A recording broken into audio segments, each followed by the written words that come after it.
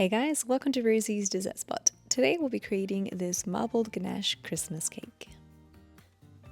I'm using a 6-inch cake to create this, and I've already stacked it and crumb coated it. You want to apply a final layer of frosting in either buttercream or dark chocolate ganache. Ganache will probably work a lot better, just because when it's exposed to the heat from the melted ganache, it's not going to melt as easily as buttercream.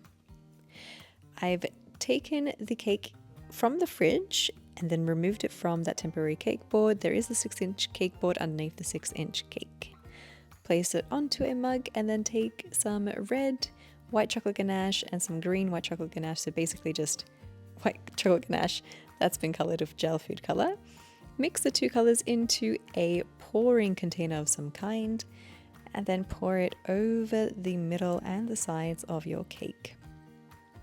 Allow the white chocolate ganache to settle and then assess where you need to continue to pour it so that it reaches the very bottom of the cake and you don't have any buttercream showing through.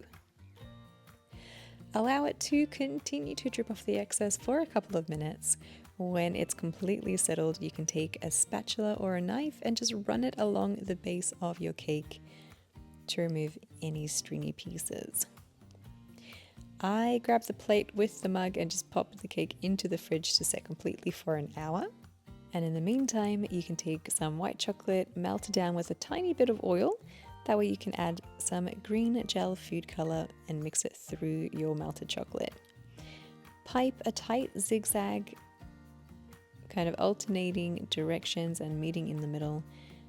And this will make a Christmas tree kind of shape. While the chocolate is still wet, add some 3 edible dragées onto the very top of your Christmas trees and then allow that to dry completely. When your cake has set completely, you can take it and stick it to a cake board with a little bit of that frosting. Either ganache frosting or buttercream will work. And then with your now set chocolate, you can press it firmly into your ganache, but just be mindful that the chocolate is kind of delicate, so don't press it in too hard or you will snap your chocolate trees. These were a few buttercream poinsettia flowers that I had left over from a previous tutorial.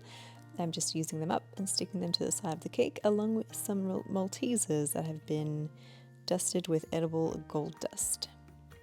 And that's basically how you create a really fun marbled ganache for a Christmas cake. I hope you guys enjoyed this Christmas cake decorating tutorial and give it a go. If you do, hashtag Rosie's Dessert Spot so I can check it out. Thank you so much for tuning in, and we'll see you again in the next one.